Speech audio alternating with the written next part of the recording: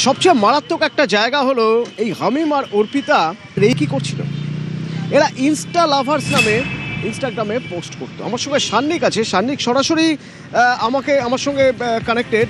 সান্নিক, এই যে হামিম আর অর্পিতা, এরা দুজন কি আলাদাভাবে রিল বানাতো নাকি এরা কোল্যাব করতো? মানে এই যে ইনস্টা লাভার্স, এই ইনস্টা লাভার্স মানে তারা কি কোল্যাব করতো, সেজন্য তারা কলকাতায় আসতো?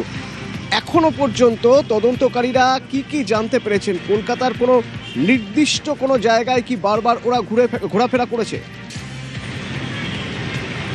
অতনু, এই গোটা তদন্তে নেমে এই হামিম আর অর্পিতার সম্পর্ক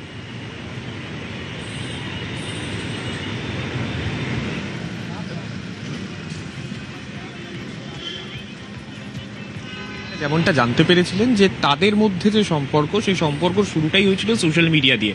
প্রায় বছর চারেক আগে ইনস্টাগ্রামেই তাদের আলাপ হয়েছিল এবং পরবর্তীতেই সোশ্যাল মিডিয়া অ্যাপেই তাদের সম্পর্ক আগে এগোয় এবং এই ইনস্টাগ্রামের মাধ্যমেই অর্পিতাকে ভালোভাবে হামিম চিনেছিল।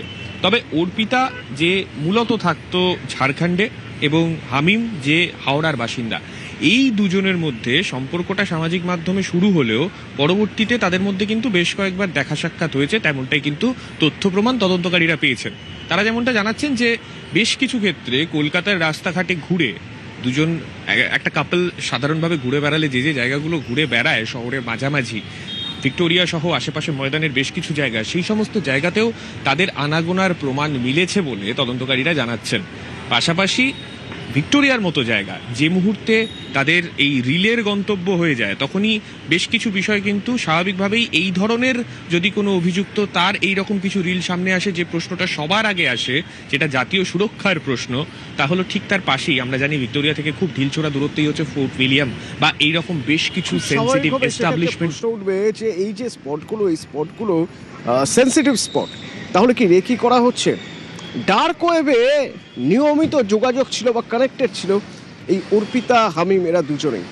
এবং এখানে একটা ওয়েবের আমি কথা বলবো যে এলিমেন্ট এক্স একটা অ্যাপ, এই এলিমেন্ট এক্স এমন একটা অ্যাপ যেটা আমাদের দেশে নিষিদ্ধ, অথচ ডার্ক ওয়েবের মাধ্যমে এরা এলিমেন্ট এক্স অ্যাপে কানেক্ট হতে পারত এবং সেই অ্যাপের মাধ্যমে তারা বলা যায় জাল ছড়াতো বা জালগুলো কানেক্ট করতো। যা ভয়ঙ্কর ভয়ঙ্কর তথ্য।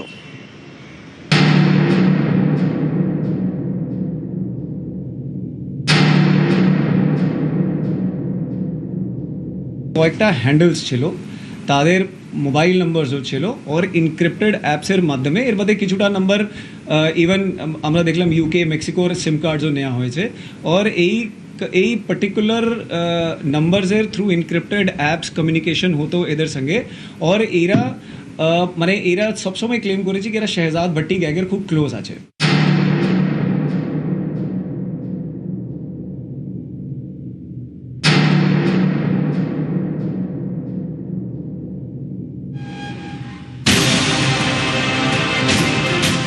জঙ্গি যুগল হামিম ও অর্পিতার ডার্ক ওয়েব চোখ। ডার্ক ওয়েবের অন্ধকার গলি আর নিষিদ্ধ চ্যাটিং অ্যাপের মধ্যে দিয়ে আরও ঘনীভূত হচ্ছে হামিম অর্পিতার পাক যোগের রহস্য। এসটিএফ এর দাবি, নিষিদ্ধ অ্যাপ এলিমেন্ট এক্সের মাধ্যমেই হামিমের সঙ্গে নিয়মিত যোগাযোগ রাখত অর্পিতা।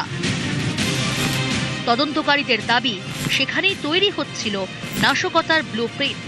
এসটিএফ এর দাবি, নিষিদ্ধ এই অ্যাপের মাধ্যমেই পাক হ্যান্ডলারদের সঙ্গে যোগাযোগ রাখত হামিম অর্পিতা।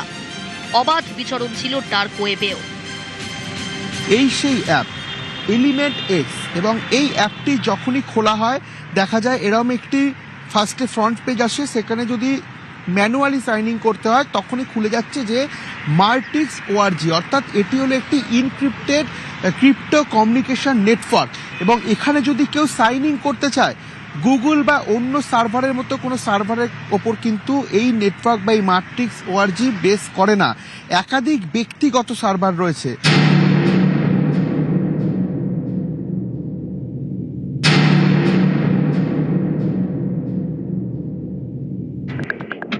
নিষিদ্ধ এলিমেন্ট অ্যাপের নির্দিষ্ট কোনো সার্ভার নেই, ফলে এই অ্যাপের নাগাল পাওয়া মুশকিল তদন্তকারীদের কাছে। সে কারণেই এই ধরনের অ্যাপ ব্যবহার করে থাকে জঙ্গি গোষ্ঠীগুলি। তদন্তকারীদের নজর এড়াতেই নিজেদের মধ্যে কথা বলতে এই এলিমেন্টেক্স অ্যাপই বেছে নিয়েছিল হামিম অর্পিতা। তবে শুধু এলিমেন্টেক্সই নয়, ডিসকর্ড অ্যাপেও কথা হতো অর্পিতা হামিমের।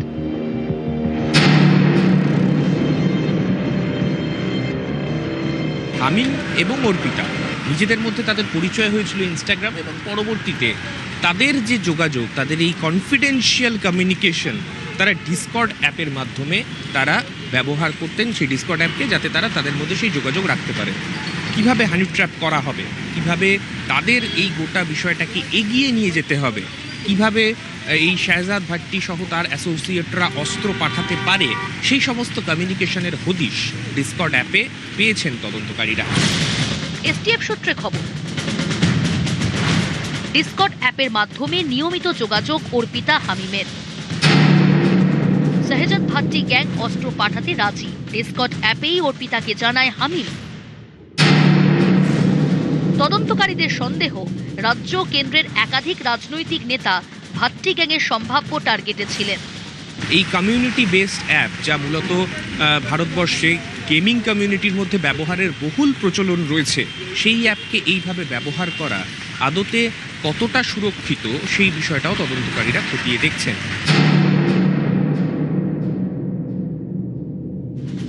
সোশ্যাল প্ল্যাটফর্মে বেশ সক্রিয় অর্পিতা। হামিমের বান্ধবী একাধিক ভুয়ো সোশ্যাল মিডিয়া অ্যাকাউন্ট তৈরি করেছিল বলে অভিযোগ। তদন্তকারীদের দাবি, সেই অ্যাকাউন্টগুলির মাধ্যমেও যোগাযোগ চলত পাক হ্যান্ডলারদের সঙ্গে। তদন্তকারীদের সন্দেহ, হানি ট্র্যাপের মাধ্যমে অপহরণের পরিকল্পনা ছিল অর্পিতার। বড় ষড়যন্ত্রের ছক কষেছিল অর্পিতা। চক্রের মূল উদ্দেশ্য ছিল অস্ত্র সংগ্রহ, অপহরণ এবং খুনের মতো গুরুতর অপরাধ সংঘটিত করা। অর্পিতার থেকে মিলেছে একটি ফোন ও দুটি সিম কার্ড। নিষিদ্ধ এলিমেন্টেক্স ও ডিসকর্ড অ্যাপের আড়ালে বসে কিভাবে তৈরি হচ্ছিল নাশকতার ব্লুপ্রিন্ট? নেট দুনিয়ার চোরা পথে চলা এই ভয়ঙ্কর জঙ্গি যোগসাজশের জাল কতদূর বিস্তৃত, সেটাই এখন খুঁজে চলেছেন তদন্তকারীরা। ক্যামেরায় সায়ন্তন চক্রবর্তী ও দীপক দাসের সঙ্গে রৌনক দত্ত চৌধুরী ও সান্নে ঘোষ, নিউজ 18 বাংলা। হামিম আর অর্পিতার সঙ্গে পাক জঙ্গি যোগ বা পাক লিঙ্ক অনেকটাই উঠে আসছে। এমন দুটো নাম উঠে আসছে যাদের সঙ্গে নিয়মিত যোগাযোগ ছিল বা চ্যাট হতো এই হামিমের। কিন্তু এরা কারা? যে দুটো নামে চ্যাট হতো সেই দুটো নাম নিঃসন্দেহে সে দুটো নেট নেম, অর্থাৎ ইন্টারনেটে এই নামগুলো ব্যবহার করা হয়। আসল নাম কি? তারা কি সরাসরি যুক্ত পাক জঙ্গিদের সঙ্গে? এই সব কিছুর উত্তর খুঁজছে এখন তদন্তকারীরা। আমরা কয়েকটা জিনিস খুব সিরিয়াস জানতে পারলাম, যাদের সঙ্গে হামিমের খুব ক্লোজ ইন্টারাকশন চলছে। সেই হ্যান্ডেলের নাম আছে রানা, একটা ছিল উজাইর, একটা ছিল আবিজট 333, হামাদ, এইরকম কয়েকটা হ্যান্ডেল সঙ্গে ওর হোয়াটসঅ্যাপ, কিছুটা ইনক্রিপ্টেড চ্যাট পোর্টালস আরও আছে, যেমন টেলিগ্রাম আছে। এদের নিজেদের মধ্যে কমিউনিকেশন স্টার্ট হয়। কমিউনিকেশন ডিটেলস মধ্যে যখন আমরা গেলাম তো আমরা দেখলাম কি এই হ্যান্ডেলস পাকিস্তান থেকে অপারেট হচ্ছে, আর শাহজাদ ভাট্টি গ্যাং যে আছে তাদের সঙ্গে, শাহজাদ ভাট্টি গ্যাং যে পাকিস্তান থেকে অপারেট হয় তাদের সঙ্গে যুক্ত আছে। Shahzad Bhatti gang as such is known to have very close contacts with ISI. ये जो बांग्लादेश से और पाकिस्तान से स्लीपर सेल जो है ना, घुसपैठिया टीएमसी के टाइम पे यहाँ पे घुस के बैठे थे। उस टाइम में no fencing, more than 500 kilometre, कभी भी आओ कभी भी जाओ। ऐसे आतंकवादी पश्चिम बंग में बहुत है। अमोनियम नाइट्रेट से लेके बहुत सारे चीज जो दिल्ली में गया है, जो वेस्ट बंगाल के ऊपर से बांग्लादेश से आया हुआ है, मोर देन 70%, सबको पता है।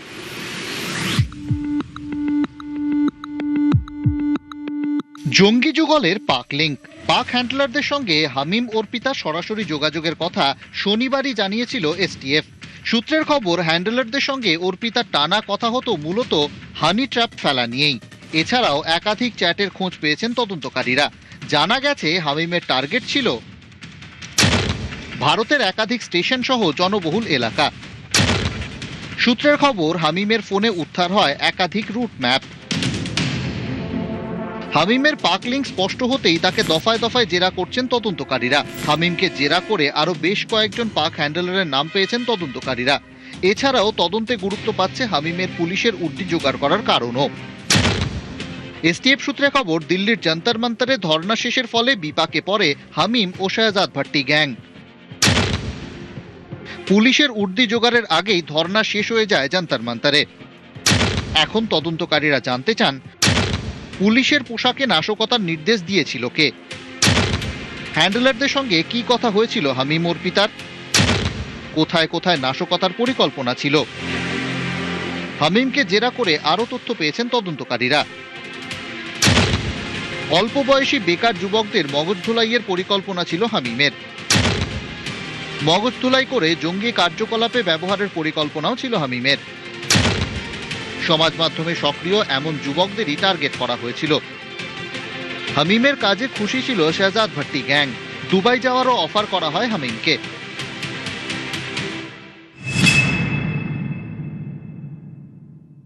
হামিম মণ্ডলও দুবাই যাওয়ার পরিকল্পনাও করেছিল। তার কাছ থেকে এখনো পর্যন্ত কোনো পাসপোর্ট পাওয়া যায়নি, তবে জিজ্ঞাসাবাদে উঠে এসছে যে এই হামিম মণ্ডল তিনি পাসপোর্টের জন্য আবেদনও করেছিল। এখান থেকে একটা প্রশ্ন সামনে আসছে, কি কারণে দুবাইতে তার ডাক আসলো?